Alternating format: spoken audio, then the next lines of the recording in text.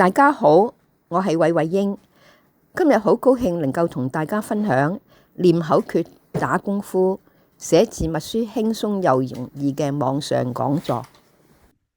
咁呢個就係視覺，中文係一個視覺文字咧，係無法讀出細緻嘅筆畫同埋書寫嘅。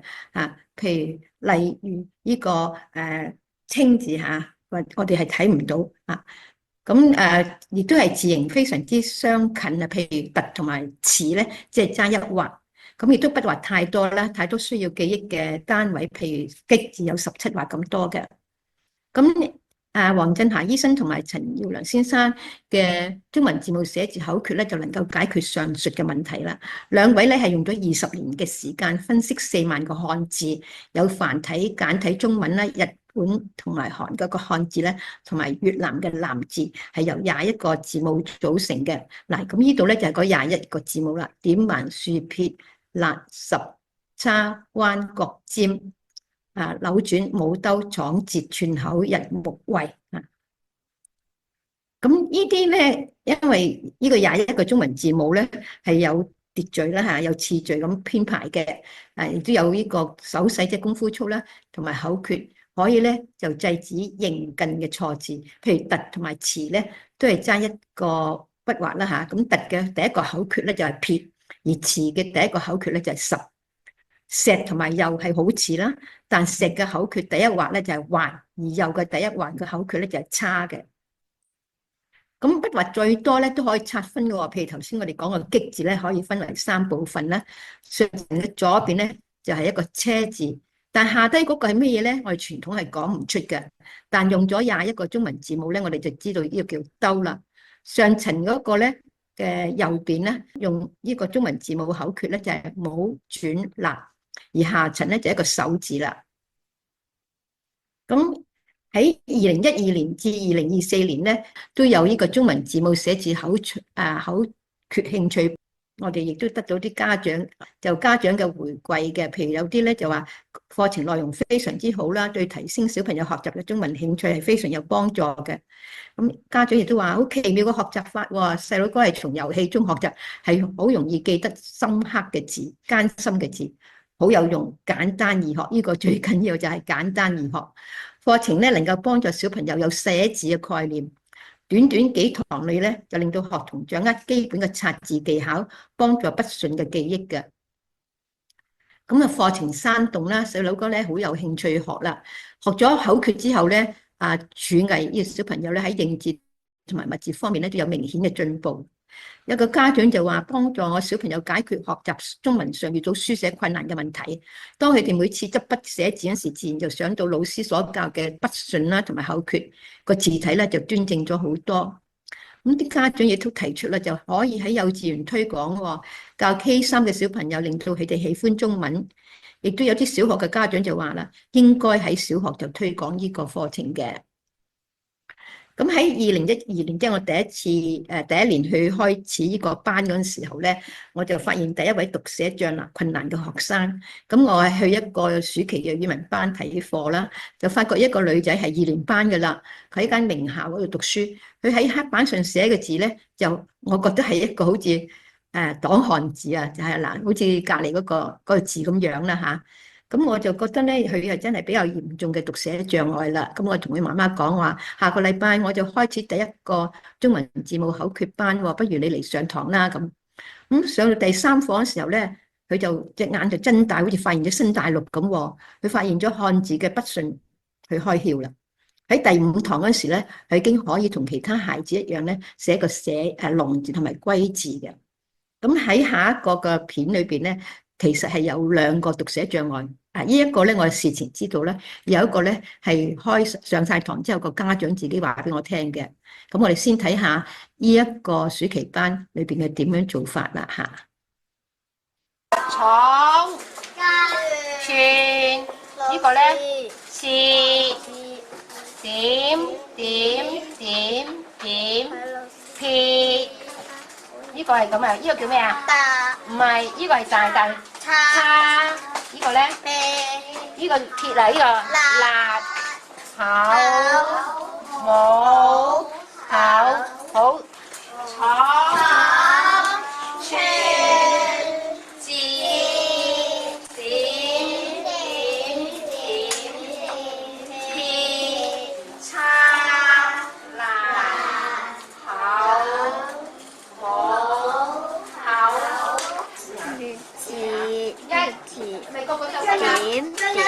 點。哦，仲有一支筆，仲有冇想從嚟寫啊？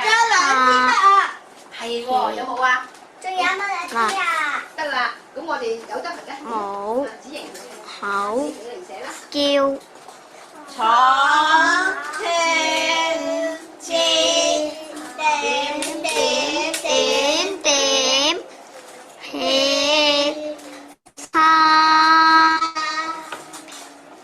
辣口冇口多咗個口喎。多咗個口，係有兩個口㗎，係咪啊？你睇下係有兩個口㗎，呢個一個口，呢個一個口，係咪啊？係啦，你賴咗個口啦。嗱，你識練個口訣咧，你就唔會賴咗個口啦，係咪？呢個口就會幫佢漏咗啲邊啲記得。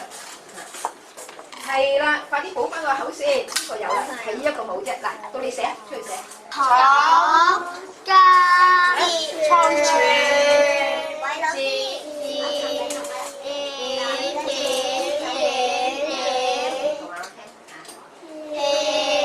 叉辣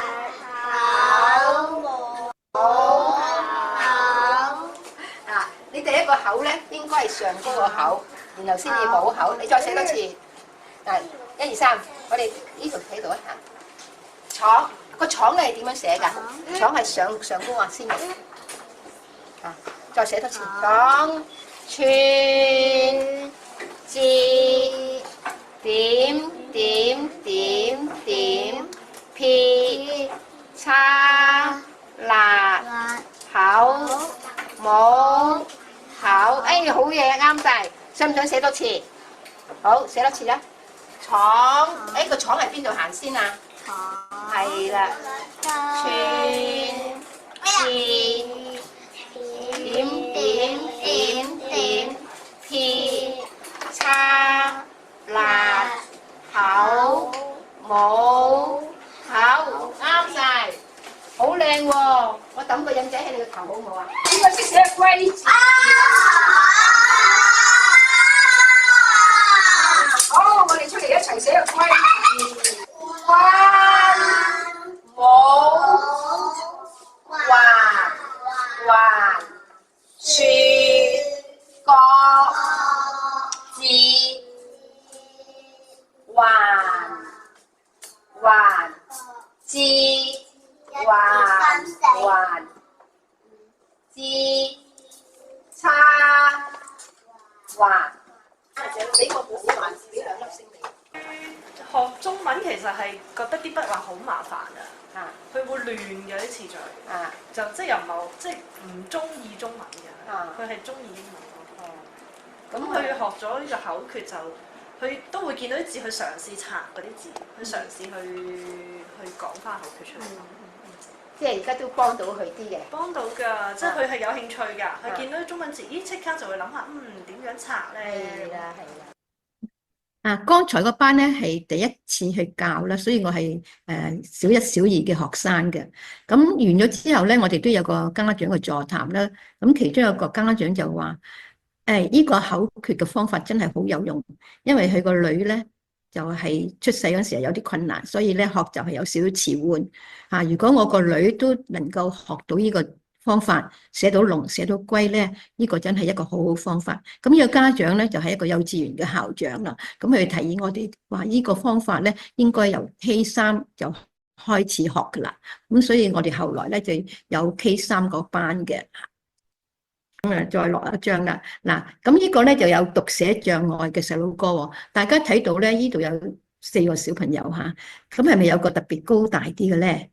咁呢個特別高大啲嘅小朋友咧，我都唔知道佢報名嗰時候冇話到俾我哋聽係讀寫障礙嘅，佢淨係爸爸話同個細佬一齊嚟咁。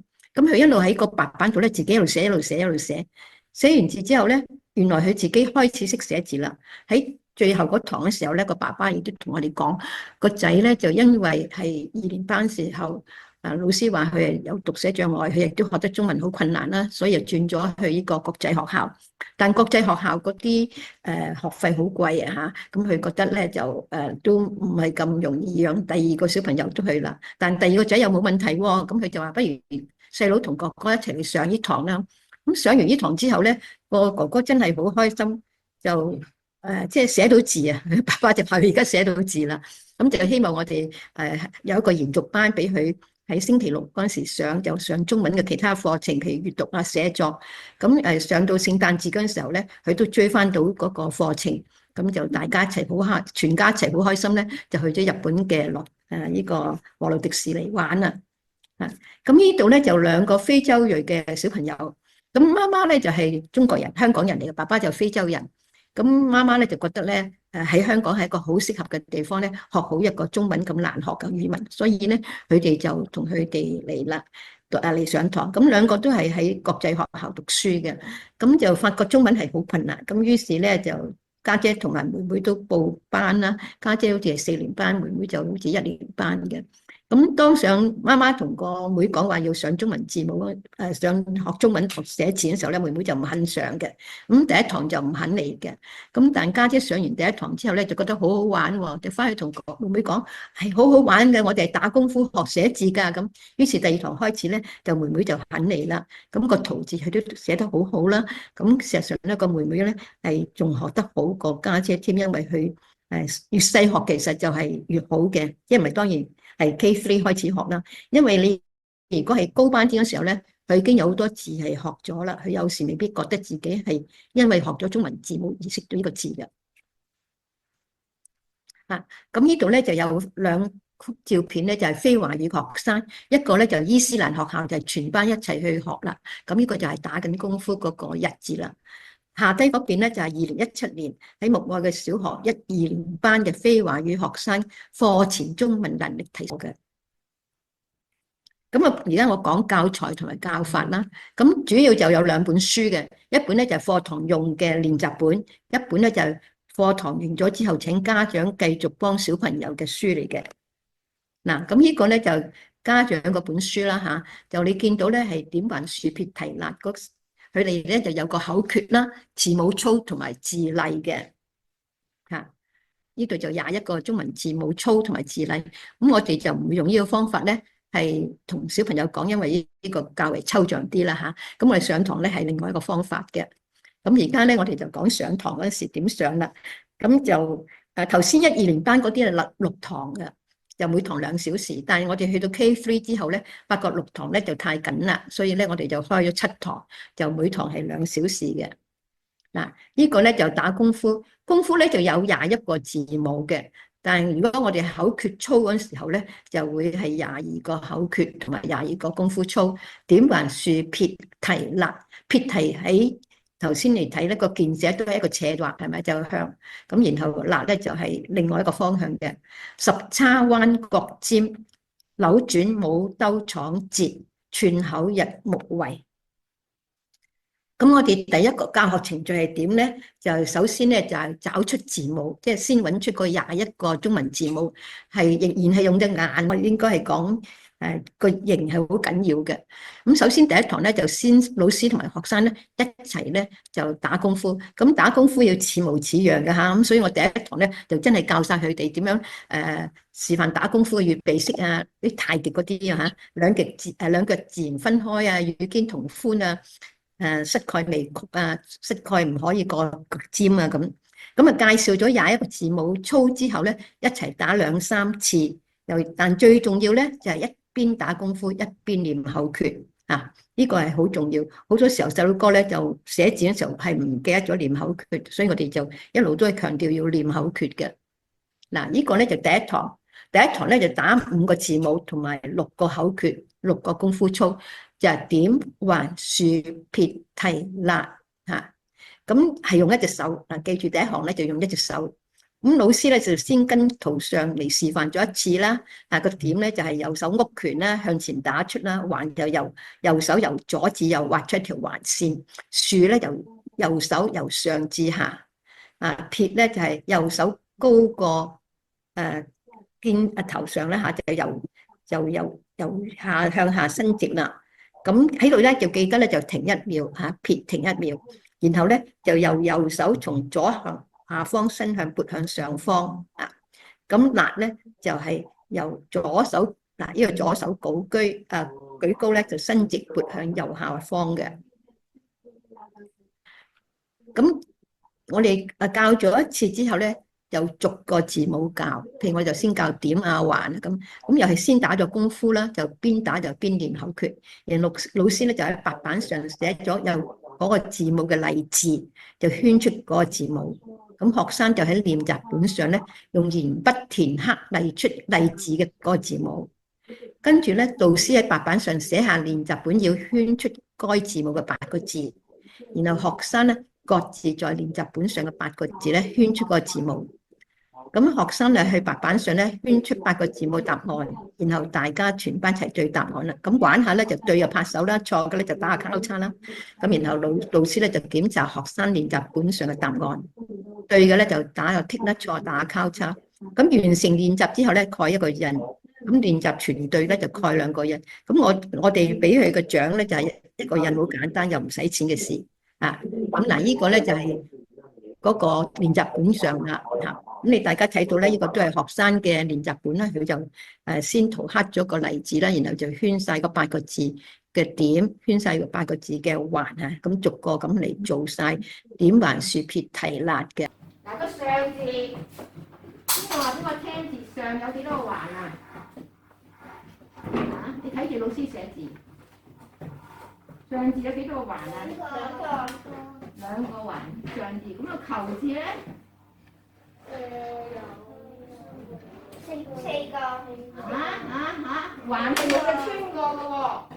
兩個。個環係冇嘢穿過嘅喎，環有冇嘢穿過啊？冇。有一個環。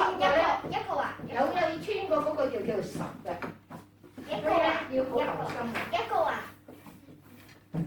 嗱，望住老師，上字有幾多個環啊？1個環，2個環，啱唔啱啊？個文字有幾多個環啊？1個。個求字咧？1個。2個啊？3個啊？1個。4個。1個環啊！記住啊，環係冇嘢穿過㗎，穿過咧就實啦。係2個。原來咧依個都係環。嗱，你要留心聽呢樣嘢啦。上次上堂咧有個同學仔好叻，你話我記得啊，先生講過啊，個黃呢個咧，其實呢個咧都係一個咁嘅，都係一個環字嚟嘅，係咪？所以咧上高就一個環，下低就一個環。但因為佢咧做咗個偏旁啊，因為隔離有嘢啊嘛，係咪？隔離有嘢咧，於是佢就會點啊？將呢個最後嗰畫咧就斜斜地啦，靚啊嘛！因為有陣時我哋用毛筆寫字嘅，咁所以斜斜地咧就拉過嚟呢邊啦。個球好似好似冇呢個㗎，係咪？有㗎。咩叫毛筆啊？毛筆你係啦，個球字係冇個點嘅。咩叫毛筆啊？書法，你問阿媽咪翻去高班咧4年班就用毛筆寫字嘅。我哋中國人咧就傳統係用毛筆點啲墨嚟寫字，有冇睇過啊？有喎。係啦，好。而家自己試下揾下低嗰8圈一個字，圈一個字。唔係圈1個環。啱啦。大家覺得啱唔啱啊？啱。嗱，我問你一個問題咯喎，呢一個係咪環啊？呢個係咪環啊？唔係，因為佢點解啊？因為佢呢度有2個樹係咪啊？有2個嘢，呢個係冇嚇。咁自己對下答案係咪同黑板嘅答案一樣咧？如果一樣咧，老師又嚟俾你啲印仔咯喎。嗱，咁呢個咧就係第一堂堂咧，我哋就會用佢嗰5個字母嚟學咗一啲部首或者部件嘅嚇。咁我哋又點樣教咧？譬如點環豎撇提捺，原來咧就可以做到呢7個部件嘅喎。呢個係咩啊？點？講多次啊！跟住我講咧，呢個係咩啊？點？呢個咧係點係叫做乜嘢啊？3點水。呢個咧點係2點水。咁第時我哋就唔需要話點提到，我哋就話3點水，我哋話2點水，係咪？呢個係咩啊？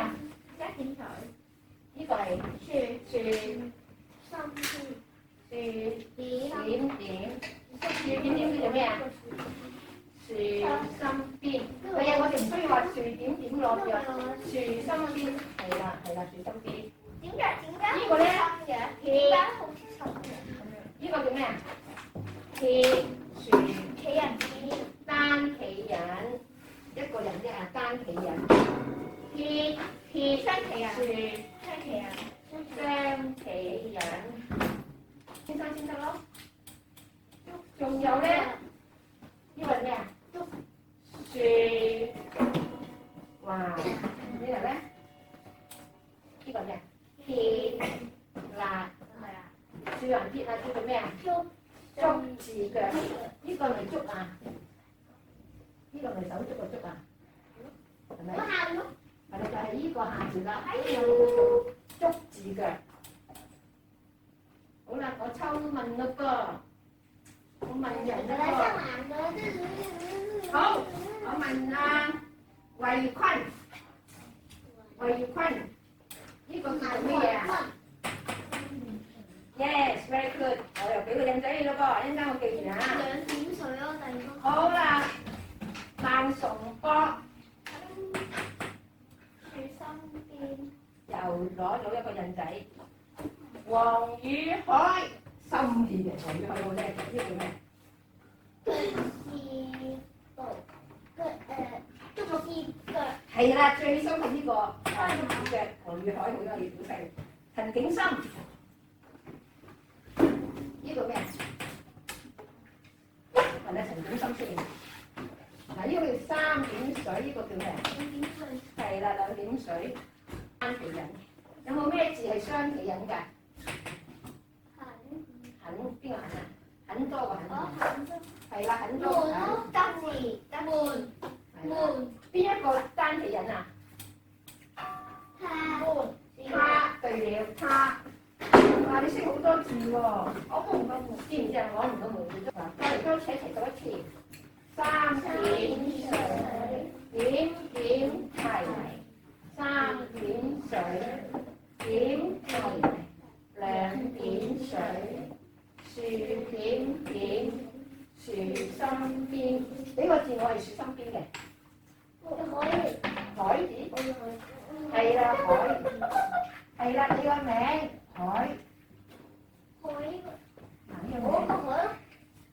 仲有咩字係樹心邊啊？嚇？心情嘅情係好嘢，心情嘅情。樹點點，心情嘅情，好啦。然後呢個咧係乜嘢啊？單企人，呢個咧雙企撇樹雙企人，呢個咧竹字腳喺呢個竹下邊嚟嘅。咁到寫字嗰部分啦，頭先就教咗一個揾個字母啦嚇。咁第二個咧就寫字，寫字嘅教學程序咧亦都係相同嘅。首先就睇動畫兩次啦。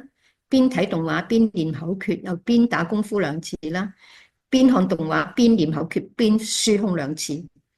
喺白板上邊練口訣邊寫字兩次，然後喺練習簿上咧就寫低個字母啦。喺練習簿嘅填字格上咧，按筆順邊練口訣邊寫兩次，然後提醒小朋友咧檢查所寫嘅字咧同填字格嘅字樣大致相同。咁亦都喺導師面前咧，係要按筆順邊練口訣邊寫一次。翻到屋企喺家長面前邊按筆順邊練口訣邊寫兩次。所以真正執筆寫字咧，淨係總共係7次，但係咧有2次就翻屋企同家長做嘅。嗱，咁呢個咧就係第一堂寫嘅字啦。咁我哋寫字嗰陣時咯，譬如教到個飛字嗰陣時候咧，我就會問邊個飛啊？咁同學就會答。有同學答到我就係是非題個非，非洲個非咁，我哋會寫個字都會帶一個詞嚟問佢哋或者教佢哋嘅。咁啊，第2行咧就有5個字母、5個口訣同埋5個功夫租。咁呢個5個字母咧就係用2隻手嘅十、叉、彎、角、尖啊。咁喺個角就最困難就係個角字咧，我就會同佢哋講咧一個大草 L， 你要俾啲形象佢啦。嗰個彎咧就我哋叫閃電彎啦，彎咧就左手敬禮，右手叉腰。咁較為困難咧，就係彎同埋角呢兩個字母啫。咁亦都係好似頭先咁教法咧，就圈晒啲字母出嚟，揾啲字母嚇。揾完字母咧，亦都由呢幾個字母咧，又組成嘅部件，亦都好似頭先咁樣教法噶啦。咁寫字啦，咁寫字咧，寫嗰時候嘅字咧，就包含第一、第二行嘅10個字母、11個口訣所組成嘅字啊。咁第3行咧就係6個字母、6個口訣、6個功夫操。咁呢啲6個口訣、6個功夫操咧就係相對嘅，譬如扭轉就1對，舞兜就1對，闖節1對。咁扭咧就係左手敬禮，右手叉腰啦；舞咧就雙手喺頭上連起，好似頂帽咁。咁兜咧就調轉啦，就係喺向下咁嚇。個闖咧左手向闖咧右手向橫伸直，節咧就左手向橫伸直。咁我又會提佢哋咧，個節咧就好似個7字咁樣，有一啲形象俾佢嚇。咁呢個咧就1對對嘅第3行嘅字母。咁呢啲亦都係圈出第3行嘅字母嘅字嚇，咁亦都好似頭先一樣咁嘅教法嚇。咁亦都有多咗好多部件去認識啦，因為咧可以係由第1行、第2行、第3行嘅字母口訣嚟組成嘅部件嚇。咁呢啲咧亦都係佢所寫到嘅字，咁寫到嘅字咧，亦都係第1、第2、第3行17個口訣、16個字母所組成嘅字。咁所以當然所寫嘅字咧就會多啲筆畫啦，但係好似層層疊咁慢慢咁加上去咧，佢哋就唔會覺得太困難嘅。咁第4行咧就最後嗰行啦，就有5個字母、5個口訣同埋功夫操。呢5個字母同埋功夫操咧，都係同個口有關。譬如個串字咧，就右手打橫咧，伸直兩翼咁咧，一個串字咁啦嚇。個口就指住個口啦，日就向住天空啦，目就向住揾兩隻手指隻眼啦，個口咧就圍住咁啊，提佢咧胃裏邊有嘢嘅。亦都係同樣咁咧，就揾出呢5個字母嘅喺邊度。呢個亦都係練習佢隻眼要揾到嗰啲字母，仍然我哋係會着重睇個部分嘅嚇。咁呢個咧就係21個字母夾埋可以組成嘅呢個部件啦。咁呢啲咧就係寫嘅字啦。咁最後嗰第6堂咧，就同埋第7堂咧都係總溫習。咁我哋發覺第3行嘅字係較為困難啲，即係複雜啲啦。咁所以咧，我哋第3行所做嘅時間咧，有時要堂半。咁然後咧就一路咁褪落嚟少少嘅啫。咁第6堂咧就總複習咧就有4頁嘅，就21個字母組成嘅字擺排晒一齊啦。咁我哋有個畢業嘅字咧，就話歸字。即係如果小朋友能夠寫到個歸字咧，我哋話你畢業啦，咁佢都好開心嘅喎。咁係第7堂咧，有半堂咧，我哋仍然係教總複習嘅字，係示範俾家長睇喺屋企點樣幫到小朋友嘅。咁半堂之後咧，我哋即係2個鐘頭一堂啦，咁就中間個小息就請小朋友咧離開課室啦，咁就去出邊玩啦。咁然後咧，導師同埋家長就討論點樣用中文字母寫字口訣嘅書同埋動畫喺屋企完成興趣班未有寫完嘅字或者輔導孩子寫字默書，用主題圖畫字典嚟寫作文。咁我哋個堂嘅快同埋慢咧，就決定於當年嗰個班嘅組合。有啲小朋友咧係大致上能程度差唔多咧，就快啲嘅。有啲班咧係會插1、2個讀寫障礙或者係有呢個 special need 嘅嚇，譬如呢個嗰個學習困難啦，或者係有自閉症啊，或者有呢個過度活躍症嘅小朋友咧，嗰堂咧就會慢咗少少嘅。咁所以咧個課程就會慢咗少少啦。咁但係我哋總體嚟講咧，都係做晒先，盡量做晒。做唔晒啲字咧，就請家長咧就喺屋企自己跟住嗰本書同埋 fresh 去做，亦都教佢嗰個方法啦。咁亦都鼓勵家長咧提出問題。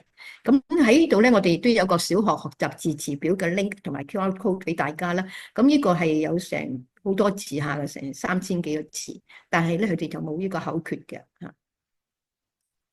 我哋睇下呢堂係點樣教啦嚇。咁呢個就係2024年嘅暑期班咧，有5位學生嘅，咁就有個升小1嘅男童啦嚇，即係 K3 升小1。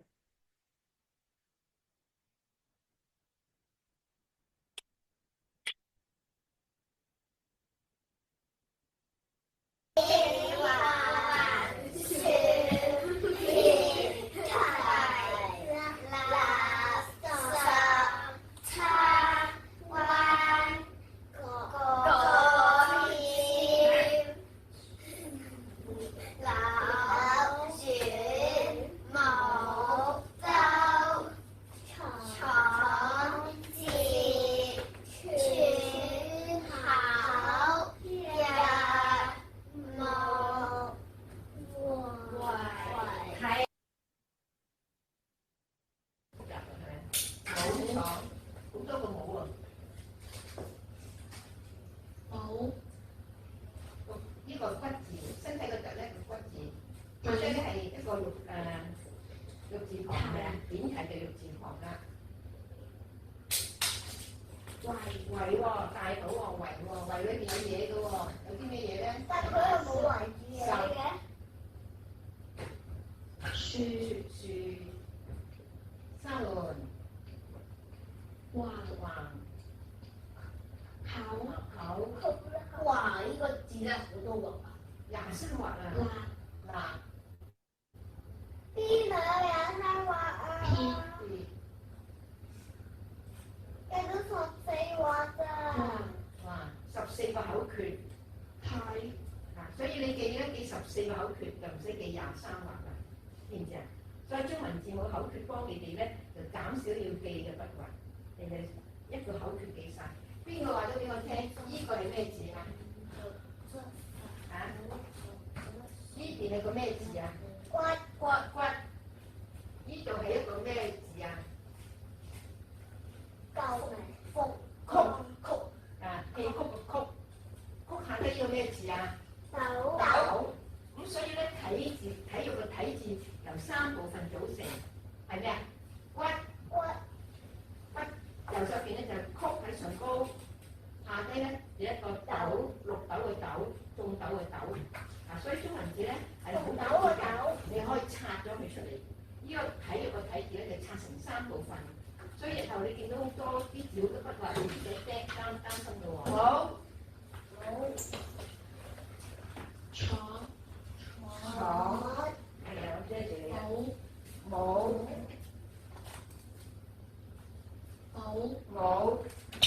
兩個補下。點，提，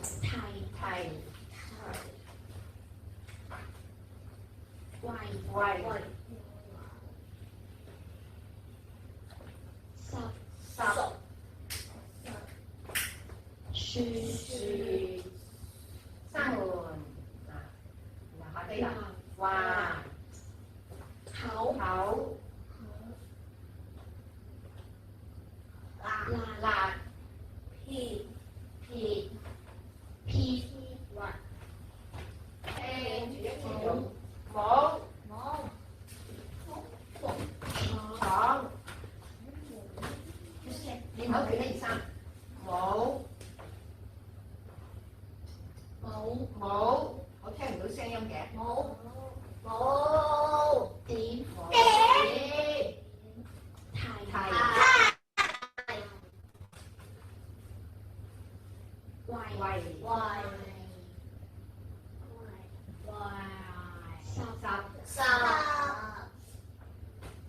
樹，沙門，橫，口，辣，撇，三，冇，廠，冇，我都聽唔到，淨聽到一個聲音就話冇，然後咧點，提，圍，十，樹，沙門，橫，口，辣，撇，橫。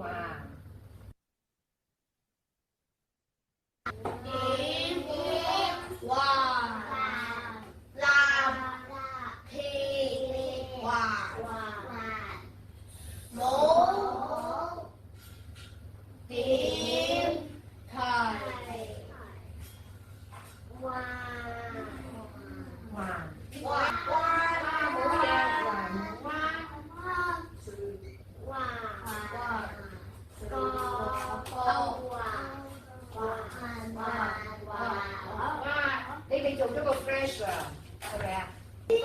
寫口訣1、2、3，點，橫，辣，撇，做咩啊？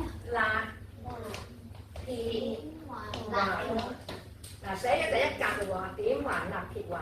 第二格係乜嘢啊？冇點派係啦，第二格係咩啊？係啊點啊？邊個話聽啊？你打個口訣嚟睇下，係啊點㗎？係咯，係咯。然後第三格啦，第三格就咩啊？還彎個彎係點樣樣㗎？係啦，閃電 very good。還彎跟住咧就係還 L 就係嗰個角啦，然後跟住咧係啦，醒目。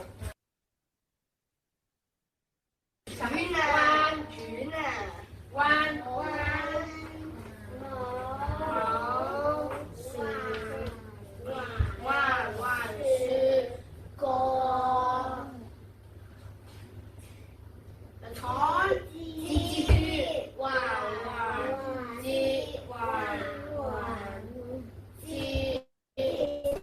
好啦，我聽到你個口訣把聲好好，咁我就俾一粒星你，啊呢個亦都一粒星。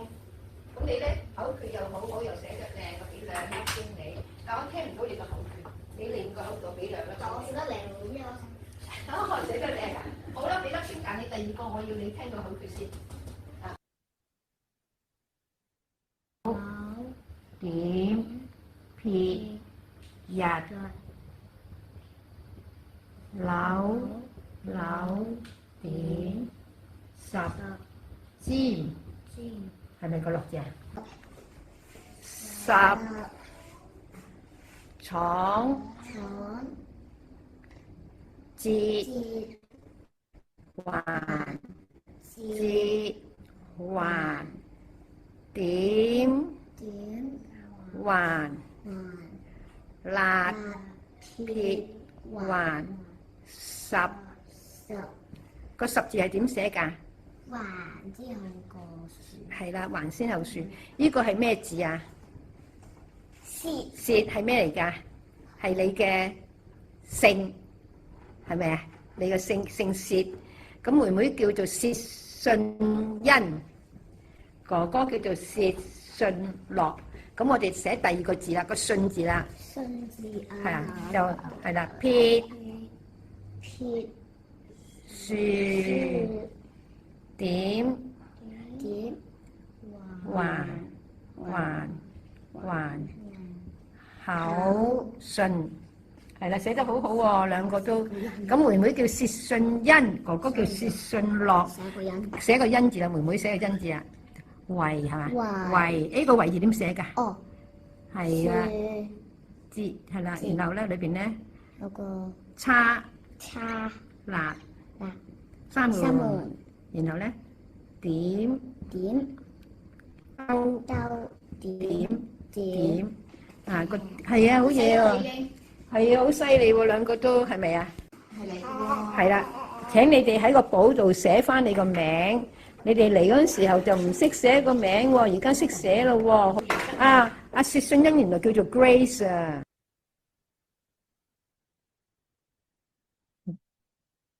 咁啊，頭先大家都睇到咧，喺個片度學得最好就係個 K3 升小一個男仔嘅。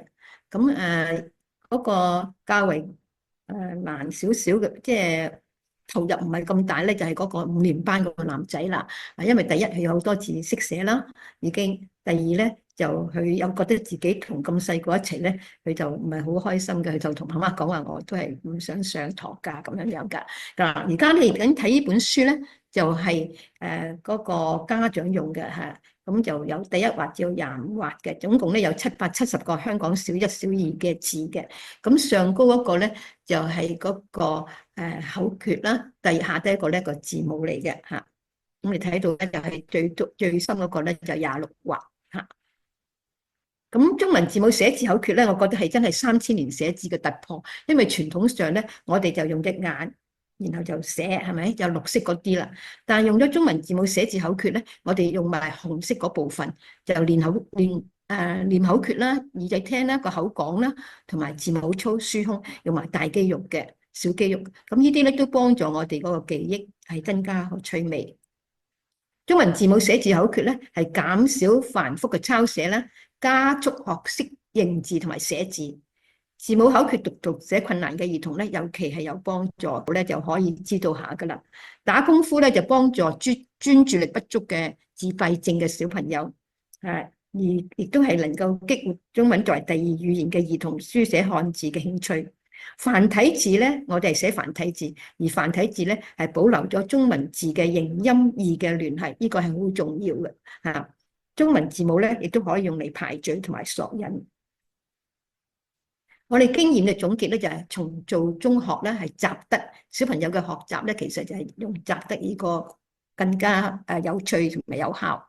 咁亦都係觸類旁通啦，歸納法嘅。譬如有個家長就問我，佢姓鐘嘅，咁嘅喺嗰本書度揾唔到個姓鐘嗰個字喎，咁我就話你揾唔揾到個金字，同埋揾唔揾到個重字咧？如果揾到，咁你兩個字夾埋就係你個姓啦。咁呢個咧就會係幫助咗好多家長嘅，因為嗰個770個字咧已經可以好多嘅運用喺度組成其他字。咁小組學習我哋亦都覺得係好好嘅，因為一齊打功夫啦，有比賽啦。譬如我哋係男仔同女仔比賽啦，第一組同第二組同第三組一齊比賽啦。咁細路哥覺得好好玩而且咧亦都喺一個小組嘅學習裏邊咧，佢就學習同人相處同埋有社交。咁兒童能夠寫個歸字係好有成功感嘅，因為喺2012年嗰陣時候咧，我就最後一堂咧，我就請家長同小朋友一齊寫個歸字。原來咧好多家長係唔識寫個歸字嘅，咁個細佬哥就好開心啊！媽媽我教你啦咁。咁呢個咧就即係一個親子嘅關係，同埋小朋友個自信係多咗好多嘅。中文字母有兩種學習嘅同埋運用模式咧，一種就係寫字咧，即係頭先我哋所示範嘅教學咧；第二個咧就係鍵寫。鍵寫咧就係怎樣打怎樣寫，就最初開始嗰21個字母啦。咁就需要擦字嘅，寫字嗰個就唔需要擦字。咁同埋我亦都覺得咧，所有公開試咧都係要筆試嘅，佢仍然係要寫字呢部分。咁即係唔可以用個鍵寫嚟去考公開試噶嘛。咁但係鍵寫咧就係方便咗我哋而家嘅輸入法，因為目前除咗中文字母寫字口訣呢個輸入法之外咧，其他嘅輸入法咧都係破壞中國文字嘅筆順嘅。咁陳耀倫先生咧，亦都係發明咗一個 Apps 咧，就導師咧就可以用呢個檢查同埋查證，用呢個 Apps 咧，亦都需要識擦字嘅。咁腦科教授黃振霞醫生咧，就曾經喺一個群組裏邊講出啦，話基本上幼優嘅人咧，都係左腦處理語言口語、閱讀同埋書寫，中文亦都係一樣。注音即係台灣嘅國語注音啦，同埋拼音就係漢語注音啦。漢語注音咧，拼音咧都係用音韻字，其實都係用左腦為主右腦相信參與度咧係唔高嘅，但用中文啊真係左右雙腦左右雙腦並用啦，因為佢要記個形中文較多右腦參與咧，有研究認為幼兒開始學習中文咧，右腦尤其重要嘅。咁漢字處理咧比拼音遠為複雜咧，需要建立腦嘅網絡係應該比較多。因此可以講話咧，係有個更加健康嘅腦。咁喺3月1號個 Zoom meeting 完咗之後咧，有個爸爸就講啦，如果佢個小朋友當年係能夠有中文字母嚟幫佢學中文嘅話咧，佢就唔需要放棄中文。咩叫放棄中文？佢就即係去咗國際學校，咁個中文就差咗好多啦，即係弱咗好多嘅國際學校，中文係淺好多咁我建議就係咩咧？第一個咧就係學前可以點做咧？就 K1咧一邊念口訣一邊打功夫啦。K2咧就香港嘅小朋友就開始寫字啦，咁就可以寫課程嘅字咁亦都用翻頭先嗰個方法啦咁喺 K3咧就上學期咧都係教課程寫嘅字，但係下學期尾咧，就可以用呢個中文字母寫字口訣練習簿咧，就21個字母咧，好完整咁學晒啦。咁亦都可以介紹家長喺暑期運用呢個中文字母寫字口訣書咧，喺屋企嚟做嘅。咁我哋我字咧，有個 K3 嘅小朋友嘅我字咧，都係最後嗰個撇十題叉點咧，個叉嗰個上嗰度咧，佢係寫唔到嘅。咁我就教咗2次之後，都發覺佢係寫唔到嘅時候咧，我就唔會再要求佢再寫落去，因為佢個小肌肉可能當時係未發展到可以將嗰個最後嗰畫咧係寫咗上去咁呢個我哋都要注意，就唔好話一定要細佬哥寫啱晒，或者一定要細佬哥寫得好工整，因為小朋友嘅學習咧都係有每一個小朋友都有佢自己嘅發展嘅程序㗎，肌肉嘅發展程序啊。咁小一咧，嗱，我覺得咧小一真係好重要嘅。嗱，我發覺好多嚟到話有讀寫障礙嘅咧，無論係社工見話佢有讀寫障礙，或者家長認為佢有讀寫困難咧，其實都係二年班先至出嚟嘅。咁你去一年班可能佢係冇乜問題嘅喎，但二年班開始咧啲嘢深咗啦嘛。咁所以咧，如果喺小一嗰陣時候已經一開始開學，就利用嗰個新適應日啊，又係學咗呢套方法咧，佢一路上小一、小二咧，就唔會覺得有個讀寫困難。咁所以越早學咧，就越早係幫啲真係有讀寫困難嘅細佬哥咧，係用咗頭先所講嘅大肌肉、小肌肉口訣嚟幫佢，咁佢就唔會覺得自己真係有困難，或者令到家長好痛苦嘅，好困難，係咪？咁所以我就好建議喺 K3 嘅暑期或者 K3 嘅校期同埋小一開學就已經用呢個方法嘅。咁海外嘅華裔兒童又點樣做好咧？就首先咧，聽講讀寫呢個學習程序係好重要嘅，佢一定要聽同埋講啦，同埋讀到啦。譬如頭先我睇到信欣咧妹妹咧，佢係 K1 嗰陣時候離開呢個香港去英國嘅，咁 K3 哥哥都係 K3，但係嗰2年其實就剛好係 Covid 嗰2年，佢哋喺學校認嘅字唔多，讀嘅字亦都唔多，所以哥哥咧係比妹妹多啲啦嚇。所以你見到哥哥咧上堂嗰個投入感係強啲，因為佢讀多睇多啲字啦。妹妹係睇嘅字係相對少，雖然佢哋聽講係冇乜問題，因為屋企完全係講廣東話嘅，但讀仍然係非常重要。你冇咗讀嗰部分咧，你寫嗰部分咧亦都係冇咁容易嘅嚇。咁所以咧，鼓勵家長多聽多講啦，同埋多睇重複句式編寫嘅圖畫故事書、玩認字卡，以擴大鞏固佢認讀嘅生字量。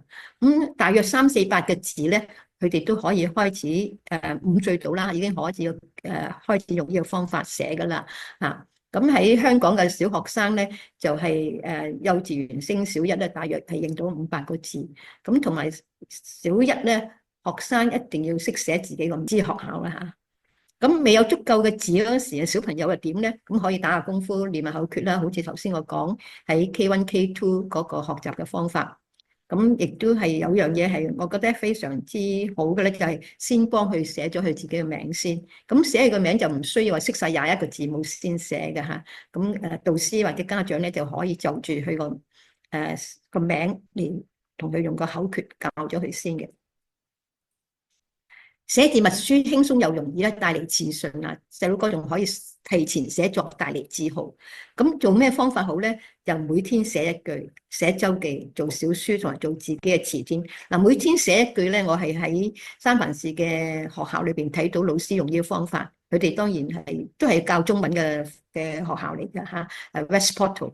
咁小朋友係好好嘅，先生同佢讀咗當日嘅新聞，然後就寫一句嚇。咁都能夠用呢個方法，都能夠減輕細佬哥嘅負擔，係比默書有趣同埋有效嘅。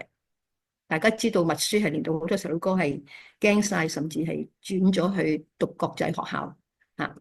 咁重複句式嘅編寫故事咧，譬如我自己會讀咧，就有96本書啦，總共有840個字，1600個詞，字卡有2000張嘅。咁呢度咧有個小朋友就係阿晴晴咧，3歲開始就每日咧都媽咪同佢一齊讀書嘅嚇，就讀呢個我自己會讀喺8頁嘅書嚟嘅啫。咁喺 K3、K2 下學期咧已經讀咗好多啦。咁佢就利用啲字卡咧係做呢個工作。咁做咩嘢咧？就係先畫咗個圖先，就話俾媽媽聽我呢幅圖講咩嘢。咁媽媽就鼓勵佢自己揾啲字卡嚟將佢嗰個圖畫畫排咗出嚟。咁呢個就係佢排嘅故事啦。咁佢就喺5歲9個月嗰陣時候咧，就聖誕節咧就讀呢個中文字母寫字口訣班咧，呢個咧就係佢功課。讀完呢個班之後咧，媽媽就請佢寫翻呢個故事出嚟啦。咁佢完全係寫到嘅。佢甚至咧而家已經升中2啦嚇。佢由小1到中2咧，佢都冇去過補習班，甚至有空閒嘅時間咧就去學跳舞啊、芭蕾舞啊、彈琴啊。咁好似頭先我所講嘅子圈咁啦嚇，即係佢亦都係喺小1咧就因為佢係 K3 參加咗嘅中文字母口訣班，小一嗰陣時候咧，佢上到小一咧就默書冇問題嘅，同學叫佢做中文默書王。咁因為佢個默書咁輕鬆咧，所以佢唔需要花好多時間去準備默書。咁而係喺2年班咧，就參加咗呢個泳隊嚇，喺即係出邊課外。咁一路到而家咧，佢都係游泳係好叻。咁今年升中一啦，咁佢求考香港嘅一間著名嘅寄宿學校。咁學校收佢，因為佢游水又叻啦，佢係九龍區嘅代表啦。咁亦都係中英文都好好啦。咁但因為佢係好中意游水啊，佢話何詩蓓係佢嘅偶像，佢唔想放棄游水，但係佢哋住喺啟德嗰邊啊，咁來回成3個半鐘頭，咁終於咧屋企都係放棄咗去讀呢個佢哋有心儀嘅寄宿嘅女校啦嚇。咁呢個咧就有個寫話課就寫作啦，咁嘅寫話課咧就係幫助非華語兒童寫作，咁就用呢個清田英漢主題圖畫字典。呢班小朋友咧就係小一小二咧就上過中文字母寫字口訣班嘅，咁我哋就用咗呢個主題圖畫字典幫佢啦。主題圖畫字典有個好處咧，因為個畫面係有好多嘢可以講啊，可以描述，而係圖畫裏邊嗰啲圖畫咧，佢嘅字出現翻中文同埋英文嘅。咁如果個小朋友唔識中文咧，佢就揾咗個英文就可以咧，就揾到個中文啦。咁我哋就用腦圖嘅方法啦。咁細佬哥就呢班小朋友就成日話：我唔寫。我話唔係你寫喎，係你講俾我聽，老師寫啫喎。咁我就用咗呢個方法咧，係當時咧就係幫助咗佢哋嘅。嗱，咁就睇到咧，就係用呢個時地人事為何如何解決感受啊？呢個加埋感受呢個嚇，5個 W 1個 H 加埋1個感受。咁當時有3個小朋友咧係課外班，咁其實有7個細路哥上堂，但有4個咧就係有其他原因咧，當日係冇上，譬如又要做參加童軍啊，又要做練足球啊。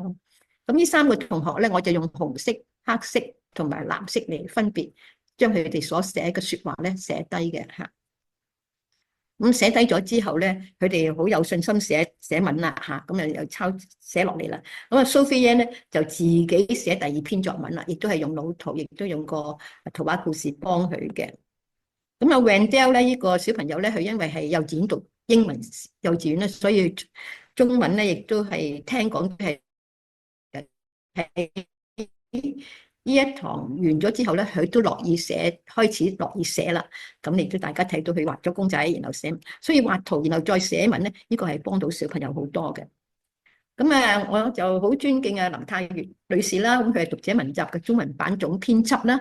咁父親林語堂咧，因為工作關係咧，佢個學業咧就經常中斷嘅。咁咧就係喺屋企咧，林語堂教佢嘅。咁佢點樣嘅學習語文嘅方法就點咧？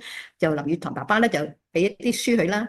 咁就週末咧就同佢討論同埋寫日記。佢後來咧係喺美國嘅大學教中文嘅嚇。咁所以閱讀係好重要，係讀同埋寫。你睇到佢咧就討論閱讀嘅指定讀物同埋寫日記。咁聽講讀寫咧，我就會覺得係咁樣樣。我哋嘅經驗咧就係話閱讀就係包括聽講啦嚇。譬如澳洲教育局研發嘅全語言閱讀法咧，係3至8歲都好啱用。而美國名著基金會嘅分享研討法咧係3至99歲嘅嚇。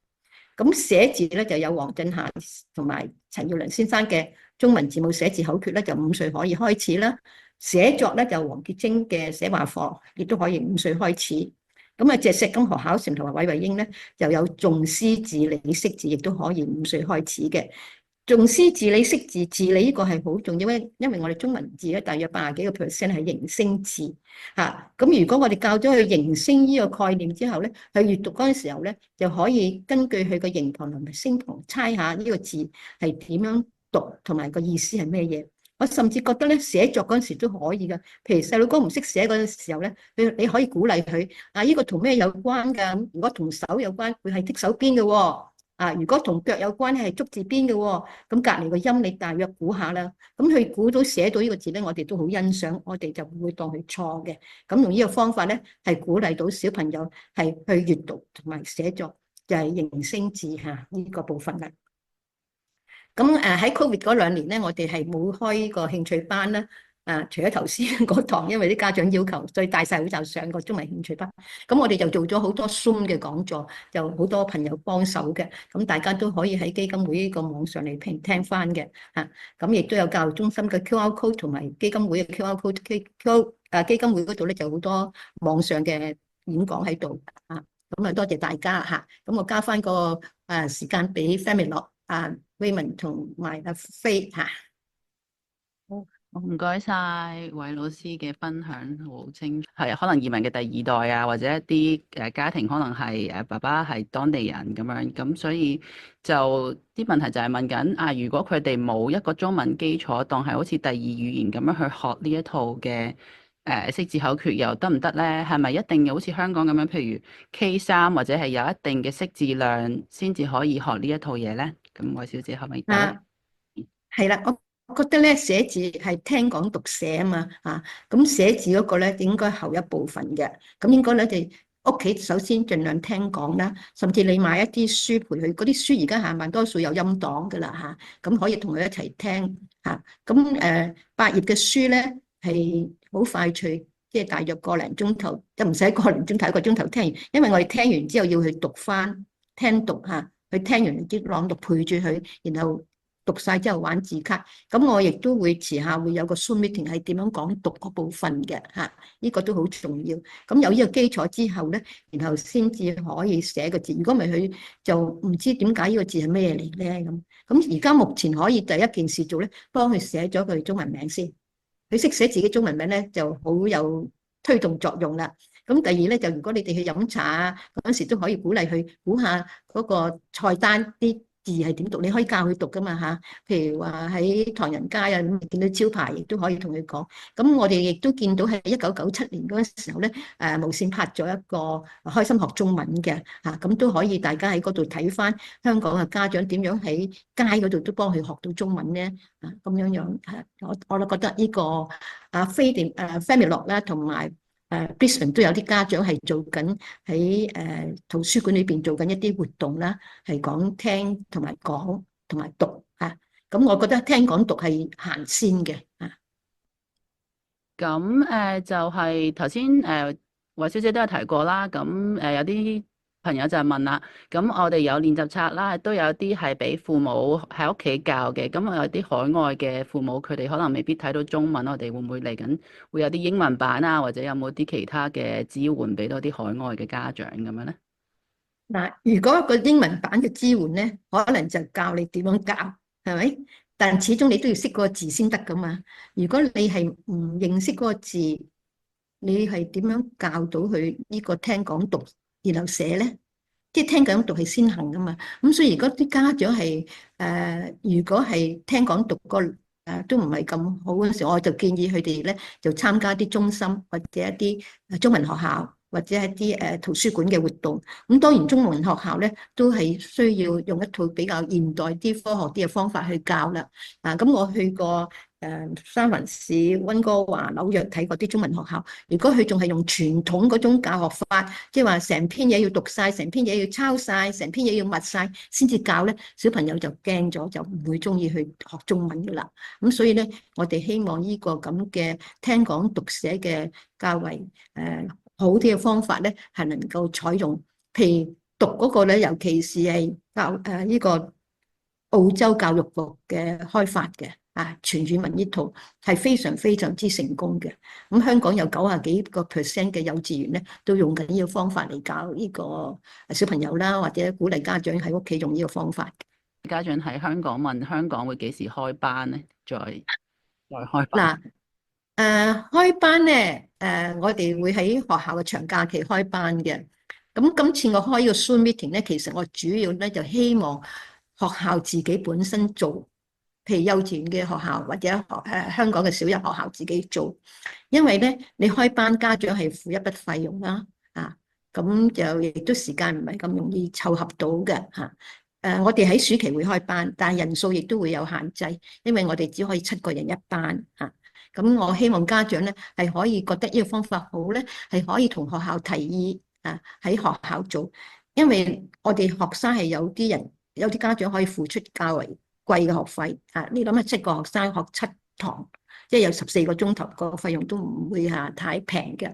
如果學校先生掌握咗咧，咁就所有無論係咩階層嘅小朋友咧，都能夠得益呢樣嘢啦。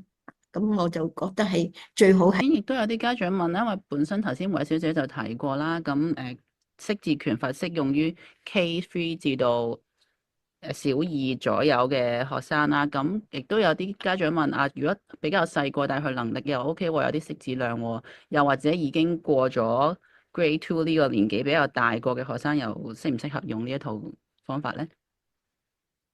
嗱，我都覺得咧 K3 下學期點解適合咧？因為佢認翻咁上下字啦，同埋佢個小肌肉嘅發展比較好啦。咁我哋都發覺咧，就係如果係太早嘅話，譬如話係 K2 下學期學咧，佢係學得冇咁好嘅嚇咁就因為細佬哥咧爭幾個月就爭幾個月噶啦嚇。咁如果係2年班，好多時候啲老師或者家長或者社工覺得佢讀寫困難，先至嚟學咧，其實小朋友已經辛苦咗一輪嘅啦，即係有1年到佢覺得自己唔叻啊，自己有讀寫困難。咁所以點解我覺得係小一開始學係好嘅？當佢未覺得有自己呢個困難嗰陣時候，即係個人嘅學習係好緊要，係講自信噶嘛。我已經係扁扁地啊，然後先至去解決個問題咧，係冇咁好嘅咁所以我覺得就最好咧，其實就小一開始就用到呢個方法，甚至老師教上堂嗰陣時候咧，就都要寫字嗰時都用呢個方法，係好簡單。你可以甚至上去教育局嗰個網嗰度，譬如我今日要寫個關字，關愛嘅關，咁我就可以喺教育局個網嗰度咧，就係揾咗個關字，然後咧念個口訣出嚟嚇。咁由中文字母嗰本書咧都有關字，有個 flash 喺度咁係好重要咧，就係默書唔係咁緊要，我成日覺得大家知道咧，無論中文默書、英文默書都好咧，我係應付咗你，我考咗，我第二日就唔記得噶啦默書嘅作用咧係即係當時係學咗，但最緊要就運用你個運用就係咩？就寫字寫作，每日寫一句更加好，同埋細佬哥係覺得我想寫呢樣嘢，又有成功感。佢唔識個字，佢咪拿住本圖畫字典嚟揾翻個字出嚟寫咧。咁呢個咧，每日寫一句，我覺得比1個禮拜或者2個禮拜買一次書更加有效。就係用嗰本主題圖畫字典幫佢揾佢中意寫嘅字嚟寫到個字。首先多謝韋老師今日嘅分享啦。咁韋老師，我係喺呢個三藩市West Portal 教4年班同5年班，我哋係中文沉浸班嘅。咁咧，我喺呢度咧，我非常之贊成咧，就係呢一個嘅聽講讀寫咧，就係小朋友要聽咗，然之後咧係可以走喺個口度走翻出嚟。咁我想分享一下咧，就係我喺教學上面有個經驗咧，就係因為而家好多時候我哋可以利用呢個嘅電話。一個嘅叫語音輸入法，我俾佢一個名叫 audio typing。我哋有好多嘅西人嘅小朋友，佢可以講到，但係咧佢唔可以寫到。但係為咗提高佢嗰個嘅寫作嘅興趣咧，咁我就要佢哋咧就係用説話講咗出嚟，然之後咧就走出咗一篇嘅文章出嚟，跟住之後咧我哋就再用呢個學習呢個標點符號。咁佢哋好開心咯，學得。咁我就想即係同大家分享一下，寫作咧係好困難嘅，但係如果佢哋可以利用呢個科技嘅咧，係呢個即係我哋嘅輸入法啦，我哋語音輸入法嘅話咧，咁嗰篇文章走咗出嚟嘅時候咧，咁佢哋會好高興啦。咁另外亦都想分享一樣嘢咧，就係頭先你講嘅用圖畫做小書咧，我都有做到呢一樣嘢嘅。我最近做咗一個活動咧，就係我拎住一本書，我好中意幾米嘅書，咁所以我攞咗幾米嘅一幅圖畫出嚟，我讀俾個小朋友聽，然之後全班就要攞張紙，佢就去畫嗰幅圖畫出嚟。咁然之後咧，我就讀完之後咧，我就話大家一齊舉起你幅圖畫同我幅圖畫嚟比較，咁睇下佢個聆聽方面做得好唔好。然之後咧，老師就一齊咧就同佢做一個嘅故事出嚟。咁我就今日就想同大家分享呢一樣嘢，就係呢個語音輸入法變咗篇文章出嚟，同埋咧就係大家用呢一個嘅教描寫文嘅時候咧，就係用呢一個想像力。老師拎住一幅嘅圖畫，一本書，嗰本書係一啲嘅尤其是係一啲叫做咩咧繪畫書，然之後咧佢就畫翻出嚟，到最後尾大家比對一下，究竟我講嘅同佢哋寫嘅同佢畫嘅有冇呢個嘅好大嘅分別或者相似？咁我叫呢一個嘅活動咧就叫做我講你畫。咁今日嘅分享就係咁多，多謝。Clara 非常之多謝你嚇，我講你畫，然後跟住咧就會寫嘅。咁剛才頭先 audio typing 嗰個咧，我覺得係會係第一步嚟嘅嚇，因為係用嗰個語音輸入，然後個電腦自己幫你出咗個篇文章啊嘛，係咪啊？但係我哋都要行第二步，就係話佢真係要寫到出嚟，因為咧公開試，我唔知道三藩市嘅公開試啊或者學校嘅試係可唔可以用 audio typing 呢個方法嚟去考試，仍然係話需要筆試咧，即係話佢真係要用支筆寫到嗰個答案，寫到呢個問卷答題即係話因為我公立學校，咁我哋嘅小學咧係仲未有呢個嘅公開試，冇呢一樣嘢。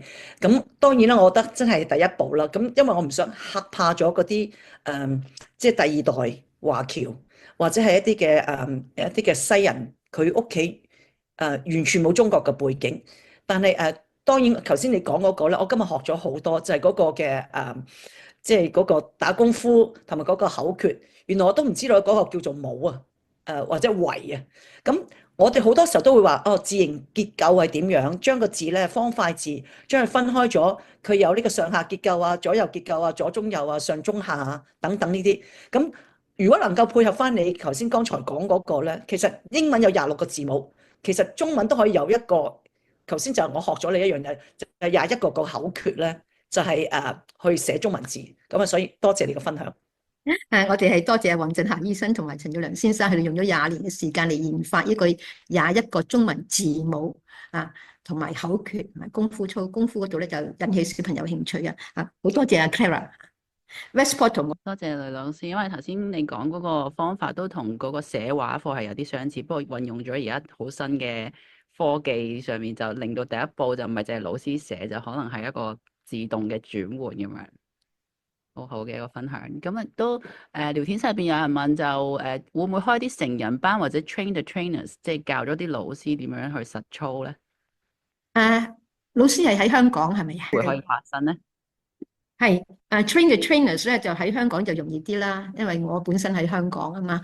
咁如果喺海外咧，我都歡迎第日可能阿飛或者係阿大師兄或者喺Brisbane Sydney 嗰度有啲朋友咧係認識咗呢套之後，佢哋喺當地嚟做 train the trainers 因為好多時候係可能其實聽完呢個講呢個 Zoom meeting 之後咧，就已經有啲基礎，然後就係再去問問題，咁都可以嘅。咁我唔係好清楚，可唔可以喺透過 Zoom 嚟做 train the trainers 嘅課程咧？呢個或者請大家俾啲意見我。喺香港就咁我都可以補充翻頭先，譬如有老師提到想要粵拼或者係英文版嘅一啲家長指引咧，其實我哋呢一邊都有嘗試想做緊呢件事嘅。咁我哋呢個都係非常之可行嘅一個方向，因為我哋都有咁我哋亦都希望能夠喺大家分享啦，即係喺海外嘅經驗同埋香港經驗，大家點樣結合咁樣樣呢個好好嘅，保持聯絡一齊點樣發展多一啲教材咁樣。係啦咁另外就有老師有問啦，咁譬如成個操嘅 video 或者頭先有一啲 flash 嘅課件動畫呢啲係可以喺邊度攞到咧？嗰個 Flash 嗰個即係中文字母口訣書同埋個練習本咧，就加埋嗰個 Flash 咧一齊pack 埋嘅。咁你就可以上青田教育中心即係嗰個網址嗰度咧係購買嘅咁喺海外點樣購買到呢個識字拳法咧？都係透過青田教育中心嗰度會可以買嘅。佢會有啲計埋個郵費俾你嘅，咁大家知道郵費係貴嘅，咁所以有啲家長同埋中心咧都會係等朋友翻嚟香港嗰陣時一齊帶過去啦，或者係大量啲一齊買咧，就係譬如英國最近都用船運咧就係運咗一批書過去英國，咁就會平好多啦嚇。如果温哥華可以揾我哋與你同行嘅，係啦係。埋啲家長嘅 order 咧，就一齊家長已經自己完成咗我自己會讀嘅紅字到紙嘅系列啦，跟住落去係用邊一個系列會接駁到咧？係用全語文閱讀方法嚟編寫嘅系列咧，青田出咗4套嘅。第一套就我自己會讀啦，第二套就我愛讀啦。呢2套咧都係香港嘅人自己編寫嘅繪畫。咁另外2套咧就係同呢個紐西蘭合作嘅，就魔術俠同埋我會讀中文。咁我會讀中文咧，就係會將個故事都有埋英文嘅，嗰啲字卡咧亦都有英文嘅。咁我哋去到倫敦嗰陣時候咧，有倫敦啲朋友就覺得我會讀中文咧，可能係啱喺海外嘅朋友，亦都會好，因為佢有英文嘅故事，個故事有英文版，個字卡都有英文版咁啲家長就會明白，甚至個 share reading 即係個點樣教小朋友成本書讀咧，都有英文版嘅。咁我都補充少少，因為之前我都喺中文大學，我哋有同青田合作出咗一套叫做讀故事學語法咁樣，嗰套都係一個好似graded reading 咁樣，有粉紅、紅、橙、黃、綠咁樣上嘅。咁入邊就會每一本有一個語法點咯。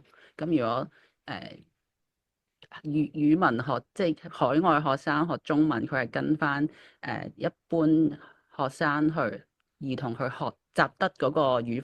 青田係有冇大書㗎？咁有冇電子書嘅推出咧？咁樣咁大書我哋上堂，我哋都會同青田有買咗呢啲大書去用嚟教學嘅，因為同學生有一個真實嘅輸入書，原來係咁樣揭嘅，係好重要咯。咁所以我哋都會有呢啲大書，咁就直接可以同青田訂。係啊，大書咧就老師我嚟做教學係非常之好，因為可以全班15個人咧都睇到啦。香港幼稚園咧都係用大書嚟教學嘅。關於電子書嗰度咧，我自己就有啲保留嘅。我就覺得喺8歲以下小朋友係唔適宜睇電子書。大家都知道咧，而家呢個Sweden 同埋澳洲咧已經係廢除咗用電子嘅教科書啦。因為佢哋發覺咧，對小朋友嘅眼唔好啦，個專心又亦都影響啦。咁我自己由頭至尾咧，都唔贊成用8歲以下小朋友用電子書，都係實體書會好好多同埋即係人與人之間嘅互動啦，佢哋同家長同老師一齊分享佢哋嘅故事完全同意韋老師講，因為我哋個人腦係會記住咗我哋喺唔同嘅位置睇到嘅資訊啦，我哋都會想同小朋友建立一個文字嘅意識啊，即係譬如呢度係有字嘅，原來要由呢邊讀起嘅，咁呢啲意識同埋封面、封底、書脊點樣揭，呢啲都係一啲我哋叫做閱讀有關係嘅一啲意識，俾到小朋友咯，語前意識咁樣啦。所以實體書係非常重要。所以我哋都係一路堅持用實體書咁樣嘅。我所知道咧，就係而家喺倫敦同埋 Brisbane 咧，都已經係有啲家長係借公共圖書館嘅地方嚟開呢啲咁嘅興趣班，亦都係有聽講讀，然後佢哋有聽講讀先嘅。如果小朋友未有聽講讀嗰陣時候咧，佢就打功夫，有中文字母打功夫，咁同埋咧幫佢哋寫佢哋個名。或者 Brisbane 有冇朋友可以講下 ？Amy 你或者可以講下喎。你可唔可以分享下你哋喺 Brisbane 嘅做法咧？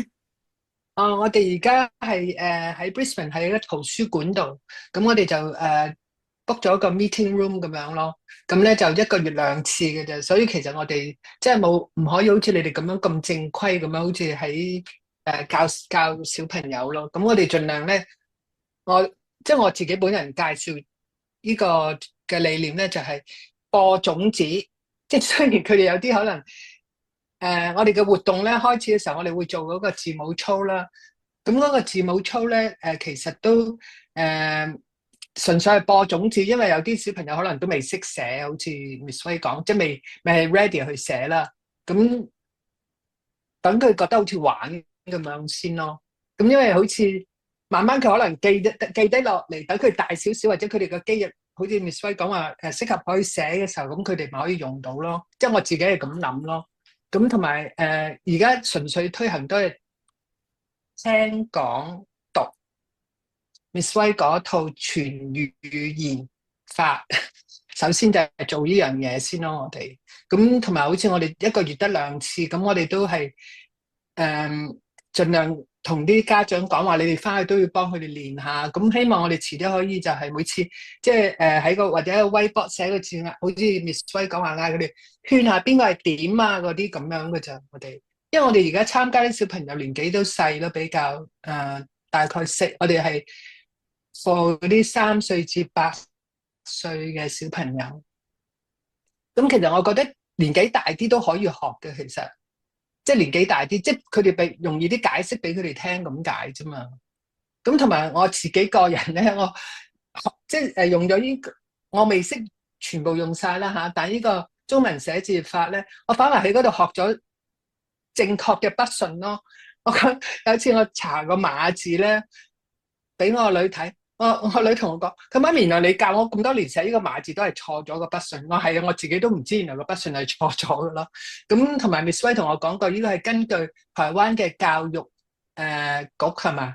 嗰個筆順係咪？個碼字咧唔到啦，個碼字嘅有2個寫法，我哋傳統寫法冇錯嘅嚇，但而家咧就教育局都改咗啦，就用翻台灣嗰個寫法，即係由個廠開始。咁啊，黃振霞醫生哋呢一套咧，嗰個筆順咧就按繁體字就按呢個台灣教育局，簡體字咧就按內地嘅教育局嘅啊。